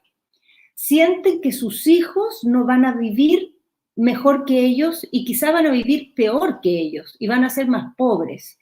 Entonces ahí tenemos, a pesar de que nuestras realidades sean tan distintas, un punto de conexión entre los países ricos y nuestro mundo del sur global, donde aquí el desarrollo, a pesar de que ha dado frutos, al final frustra la expectativa de vencer la desigualdad, frustra la expectativa de tener verdadera justicia y protección, y en el norte, donde muchos de estos problemas ya están resueltos, lo que empieza a ver es la sensación de que el futuro depara más incertidumbre, depara más fragilidad, no logra sostener en el tiempo el ciclo de seguridades que esas sociedades habían conquistado. La segunda gran característica que se repite en todas partes es que no contamos con proyectos alternativos. Ha habido momentos en nuestras historias que han sido momentos mucho más severos y duros de los que vivimos actualmente, con carencias mucho más crudas, conflictos bélicos que arrancaban millones de vidas, situaciones de corrupción iguales o peores que las que conocemos hoy. Sin embargo, en esos momentos no había el nivel de malestar, el nivel de frustración con la democracia y de desconfianza en las instituciones que hay actualmente. Y en gran parte eso era porque las grandes mayorías contaban con proyectos alternativos que representaban una esperanza de transformación, una posibilidad de algo distinto a lo que conocíamos.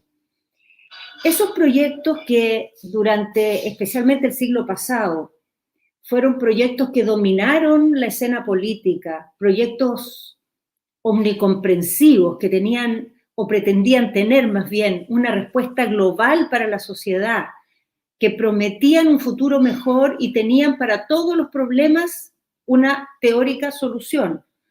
Esos proyectos hoy día no existen, uno por uno han sucumbido. Lo que hay en cambio son respuestas parciales, son experiencias valiosas de las que se puede aprender, pero nada que se parezca a un cuento de hadas que va a resolver todos los males de la humanidad. Y es más duro vivir sin esa ilusión. Sin un Dios, sin un gurú que nos trae una verdad revelada, sin recetas mágicas que van a resolver todo. Probablemente este tiempo nuestro es un tiempo entre dos eras. Estamos en lo que hay entre medio de esas dos eras. Y quizá esa nueva era nos va a traer otro nuevo tipo de proyectos alternativos, otras visiones del desarrollo, otra manera de entender la comprensión de nuestra civilización humana relacionada de una forma distinta con la naturaleza, entendida como parte del ciclo de la naturaleza.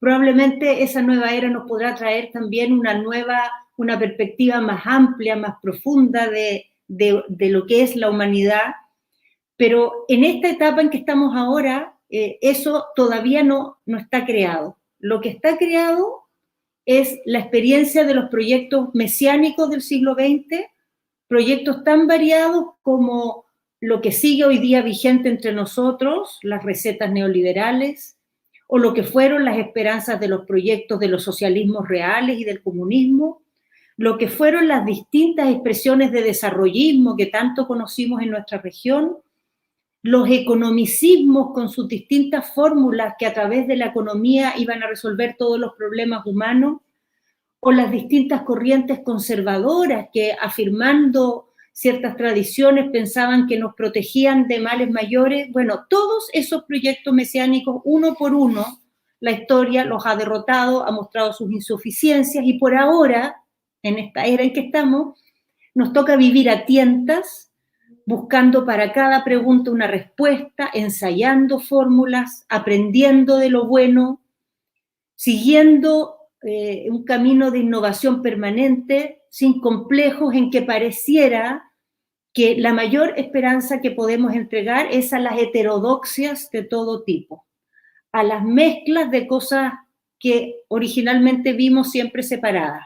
Y es muy desafiante vivir en esa realidad y muy fácil en ese vacío caer en la tentación de los que venden ilusiones, de los que dan respuestas fáciles a los problemas difíciles.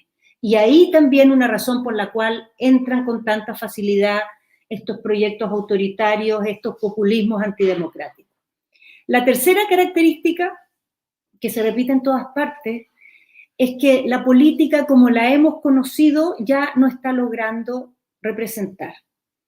No lo logra porque nuestras instituciones se concibieron para un mundo muy diferente.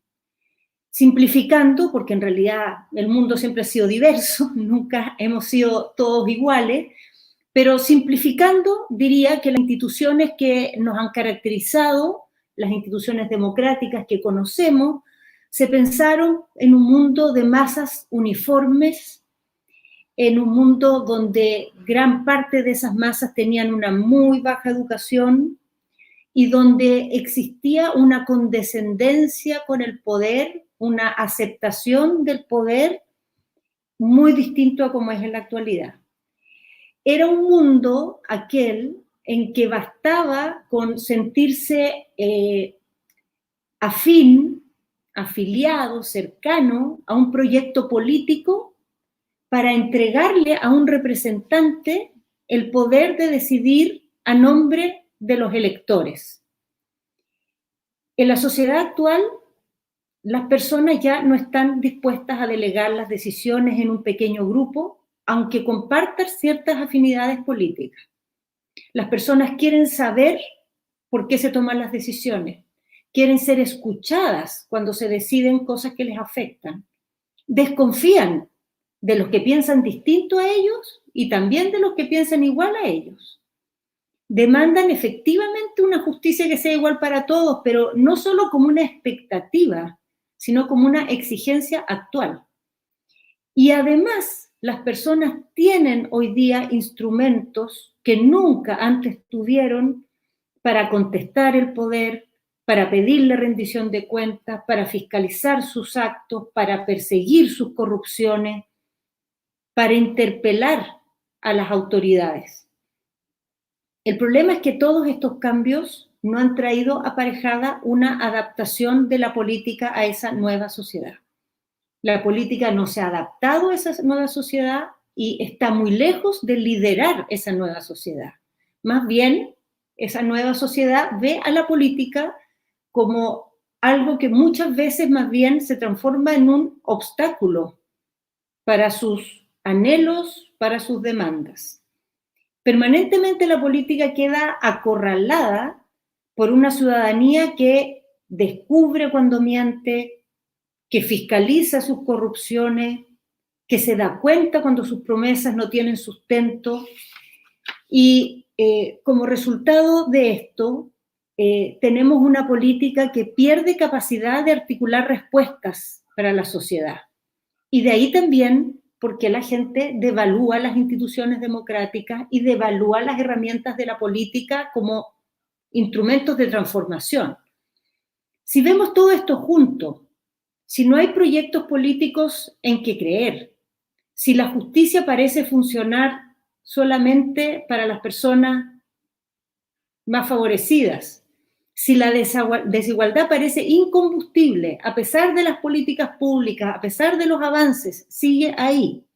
Si las instituciones no generan confianza y la política parece ensimismada en discusiones entre políticos y arrinconada defendiéndose de la ciudadanía en lugar de interpretándola, articulándola, entonces es muy fácil entender por qué hay un campo tan fértil para proyectos mesiánicos, para populismos antidemocráticos, para caudillos disruptivos y también para movimientos de furia ciudadana que estamos viendo en muchas latitudes. Por un tiempo nos olvidamos, quizá porque tuvimos un periodo largo de aparente tranquilidad, que nuestras democracias eran frágiles, que nuestras democracias necesitaban ser cultivadas y cuidadas. Y creo que Chile en esto, y aquí ocuparé estos últimos minutos para hablarles de Chile, es un caso bastante emblemático que cumple todos estos tres elementos que mencioné, pero tiene algunos elementos adicionales, elementos que son muy significativos. Chile tiene un orden institucional que se creó en dictadura, que lo que hace es que garantiza que a través de los instrumentos democráticos no se puedan cambiar los elementos esenciales que constituyen el sistema creado en esa época dictatorial. Lo que hace nuestra Constitución, que es el vértice de esta institucionalidad, es que es una especie de camisa de fuerza contra las mayorías. Nuestro sistema lo que logra es que, a pesar de que las mayorías puedan ganar elecciones, a pesar de que puedan conquistar el gobierno, a pesar de que puedan lograr mayoría en el Parlamento, mayoría en las municipalidades, nada de eso permite cambiar las bases del sistema y sus lineamientos principales. Nada de eso, porque hay una serie de mecanismos, una serie de instituciones, una serie de regulaciones que hacen a esta expresión mayoritaria impotente para generar cierto tipo de reforma. A pesar de que la democracia chilena, cosa que pasa en muchas democracias de nuestra región, logró muchos avances desde los años 90, logró avances sociales, ciertamente progresos económicos, también muchas conquistas democráticas que se traducen en la práctica en un mayor bienestar, en mucha mayor libertad, en más herramientas para controlar el poder. A pesar de todo eso, la sociedad chilena tiene un techo que no puede romper, que cada vez que lo intenta y se desangra en el esfuerzo de hacer ciertas reformas, termina en una frustración o termina con avances muy mínimos. Y ese techo que esta institucionalidad protege de las mayorías, protege de la democracia, su corazón, lo podríamos explicar de muchas maneras, pero su corazón, creo yo, se expresa en la centralidad, el protagonismo que tienen los mecanismos de mercado en ámbitos en que las democracias normales del mundo se regulan por otros principios. En Chile, no. En Chile los mecanismos de mercado son el paradigma principal que define cómo se organiza la salud, la educación, las pensiones, el acceso a la vivienda, al agua y el uso de los recursos naturales. Eso es lo que protege nuestra Constitución y la tolerancia de esa situación es lo que colapsó el último tiempo. Colapsó trayendo acompañado un descrédito total del sistema político, desde la derecha a la izquierda, porque es percibido como impotente, incapaz de cambiar esto. ¿Qué lo gatilló? Bueno, lo gatilló un periodo de bajo crecimiento económico y un gobierno, gobernantes con una total incapacidad de conectarse con la sociedad, de entenderla, de interpretarla. Pero esos son solo los factores gatillantes. Los factores de fondo están en lo que les expliqué antes y se venían manifestando por mucho tiempo. En todas nuestras sociedades ha sido también así. Llevamos mucho tiempo con manifestaciones de insatisfacción con la democracia. En Chile empezaron a ser categóricas estas expresiones en el 2006. Un malestar que se transformaba en protestas cada vez más mayoritarias. Primero fueron 50.000, después 100.000, después 300.000, después 500.000, después 1 millón. Ahora, al final, eran 2 millones. Abstención electoral creciente y sostenida en el tiempo. Desconfianza en los partidos políticos que lleva a que en la actualidad hay un 98% de la población, 98% que desconfía de los partidos políticos. Y una furia contra las situaciones de abuso y corrupción. Todo eso es lo que colapsó en el estallido social. El estallido fue un movimiento de manifestación ciudadana impresionante. Nunca habíamos conocido algo así en Chile, pero fue también una experiencia de ver a las policías en democracia violando los derechos humanos. Fue una experiencia de ver una violencia social que a Chile le impresionó, ver de qué dimensión era la rabia acumulada para que se tradujera en toda esa violencia social. Y esa crisis tan profunda ha encontrado un carril, porque en medio de su confusión la política fue capaz de darle un carril a través del proceso constituyente. Es un proceso que genera muchas esperanzas, pero es muy desafiante, porque quien lo debe articular es una política que está muy desacreditada. En nuestro plebiscito de hace unas semanas atrás, el 25 de octubre, el 78% de la gente se pronunció por una nueva constitución. Dio un mandato muy, muy contundente para hacerla y además es una nueva constitución que se va a hacer en una convención que va a ser paritaria, eso ya se logró, está garantizado, la mitad de los integrantes de la convención serán mujeres y todavía se está buscando se está negociando estos días para que tenga escaños indígenas, algo vital en Chile, porque el conflicto indígena es una herida no resuelta en la sociedad chilena en toda su vida republicana, y que tenga además facilidades para que participen líderes sociales, que es algo fundamental, porque como la democracia está tan desacreditada, si solo vamos a descansar en los partidos políticos en esta convención, muy difícilmente lograremos legitimidad. Pero con todo esto, el desafío es gigantesco porque hay que construir una constitución con unos acuerdos muy amplios de 2/3 y lograr que esos acuerdos de alguna manera le hagan sentido a la sociedad, sean un reflejo de un pacto compartido por las chilenas y los chilenos y que permita ese pacto hacer algo que yo creo que es la receta fundamental. Construir un poder que sea mejor distribuido, que sea más inclusivo, que sea más descentralizado, pero que funcione. Que este poder mejor distribuido sea capaz de operar, que la sociedad pueda tomar decisiones, pueda transformarse a sí misma. Un poder distribuido impotente no sirve. Necesitamos un poder distribuido, pero poderoso, capaz de decidir, capaz de transformar la voluntad ciudadana en cambios, en decisiones en que las personas se sientan reflejadas. Bueno, termino diciéndoles solamente que nuestro país pequeño, muy chiquito aquí metido al otro lado de la cordillera, muchas veces ha representado para el mundo esperanzas y tragedias que han resonado, en que muchas personas en el mundo se han sentido representadas, interesadas, convocadas. Y en esta oportunidad yo espero realmente que este experimento chileno sea un camino de esperanza no solo para nosotros, sino que para muchos otros lugares. No que sea un cuento de hadas, no lo va a ser, pero sí que sea un camino posible para enfrentar este gran momento de cuestionamiento, de exigencia a nuestras democracias, porque la gente no quiere abandonar la democracia, quiere que la democracia sea mejor. Muchas gracias.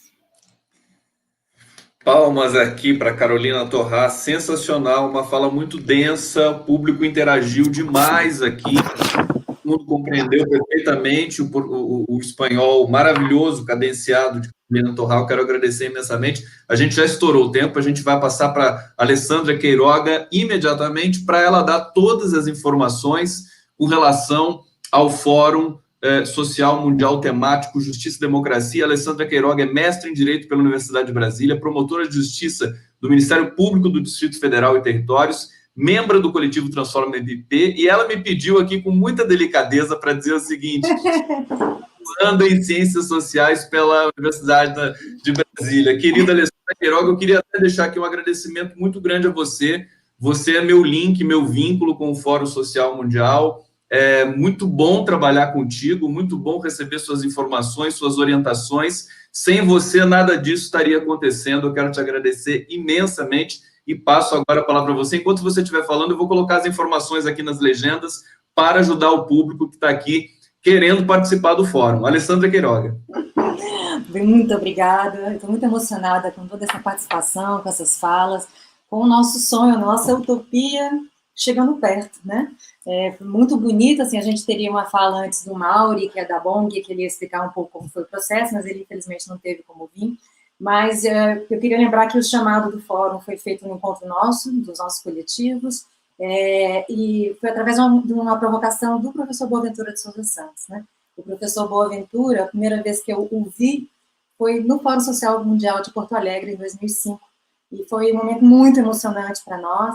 E então, no momento em que ele chamou esse fórum, nós estávamos justamente nos reunindo para poder ver como é que a gente poderia juntos fazer a diferença, e no sentido de questionar tudo aquilo que a gente tem visto que tem de errado no sistema de justiça.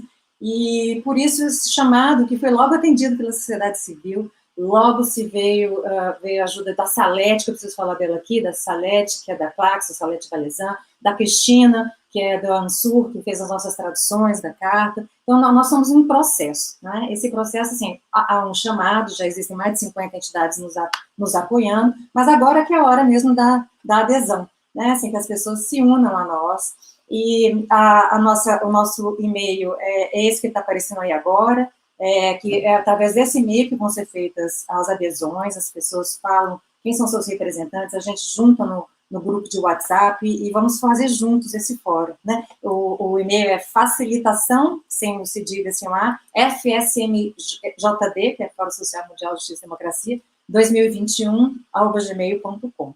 O nosso próximo passo agora é o nosso seminário.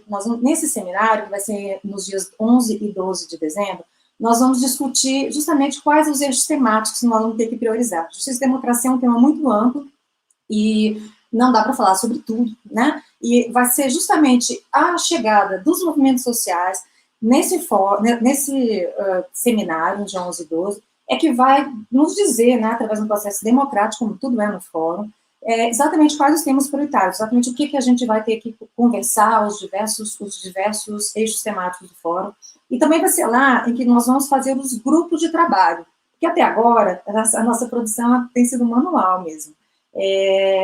Então, assim, a partir desses seminários vão ser feitos grupos de trabalho de comunicação, que vai ser responsável por criar nossa página, nossas mídias sociais. Nós vamos ter o grupo que vai cuidar dos palestrantes, nós vamos ter o grupo financeiro, que tomara que nós não participemos.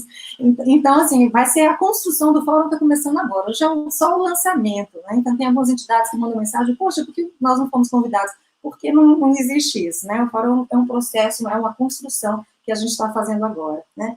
Eu vou aproveitar a inspiração do meu querido Zé Geraldo Souza Júnior, né, que escreve essa carta, junto com a esposa dele, Nair Vicário, que falou aqui agora conosco, e as diversas outras entidades, mas o professor Zé Geraldo, toda vez que ele fala alguma coisa, ele fala uma poesia, né? E aí eu não consigo deixar de falar aqui do Eduardo Galeano, quando ele diz, mesmo que não possamos adivinhar o tempo que virá, temos ao menos o direito de imaginar o que queremos que seja. Que tal se delirarmos por um momentinho? E aí eu vou também lembrar a nossa live que a gente fez, Conde, eu, você, o professor Boaventura, Zé Geraldo, esses dias, e que eu descobri que o professor Boaventura, além de tudo, eu sabia que ele escrevia rap, mas além de tudo, ele é um grande poeta, ele escreveu um verso que ele leu para nós inteiro, eu vou só pegar um pedacinho, que é urgente, um verso vermelho, com todas as cores do arco-íris e o vento natural do universo. É urgente um verso vermelho que desate os nós da memória e do medo e resgate os rios da rebeldia. É isso, o Fórum Social, eu me lembro de Débora Duprá, ela Vieco, o Ministério Público ali, aquele Ministério Público dos Direitos Humanos, né, que a gente se perdeu, e que a gente realmente quer retomar e quer fazer essa crítica a todo o sistema de justiça. A gente quer construir um fórum muito bonito, e a gente precisa da participação de todo mundo. Então, por favor, atenda o chamado, mandem seus e-mails e vamos participar juntos desses dias 11 e 12 de dezembro, que vai ser o dia realmente da nossa construção de tudo que vai ser esse Fórum Social. Eu agradeço muito a todos e a todas e a todos. Obrigada. Palmas também para a Alessandra Queiroga, fechando de maneira brilhante a nossa live, essa live que é uma live de apresentação da Carta Convite. Eu quero dizer para todos que estão aqui, me escutem muito bem, porque eu vou entrevistá-los um a um depois, na sequência, porque tem uma longa caminhada até o evento presencial do Fórum Social Mundial de Justiça e Democracia, e eu acho que o espírito é esse, né? A gente poder, o público está aqui ávido. Eu queria fazer perguntas para Carolina Torrá sobre o Chile, quer dizer, sobre a história do Hamuda Sobhi na organização dos fóruns mundiais, para todas vocês que estão aqui, para a Vitalina Papadak. Então, a gente vai agendar isso e vamos ter aqui no canal do Conde Coletivos Agregados essa sequência com o Fórum Social de Justiça e Democracia. Vou pedir para todos... Eu só queria, eu esqueci de falar duas coisas, né? A data, 21 a 26 de setembro, e que a cidade vai ser escolhida agora, até o final do ano, a gente vai dizer ainda aonde é que nós vamos fazer, nós vamos anunciar para todos os lados. Tem que esperar as eleições, né, para saber que cidade que vai ser. Eu vou pedir para todos abrirem os microfones, porque agora a gente vai dar tchau para a galera que acompanhou aqui essa sessão. Valeu, gente. Obrigado a todos que apareceram aqui. Obrigado a todos. Carolina. Beijo para todos, encerrando aqui. Foi muito bom. Tchau. Beijos. Obrigada.